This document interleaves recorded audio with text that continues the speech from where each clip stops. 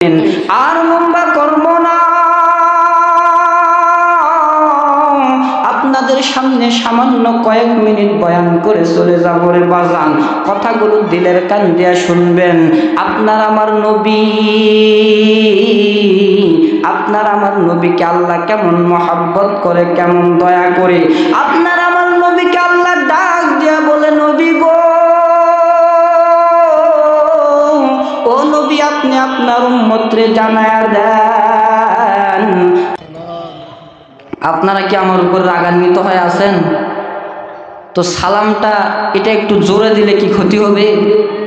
তো আমরা সালামও জোরে দিতে চাইতেছি না। দিনী মাহফিলে বসে কি আমাদের লস হয়েছে নাকি?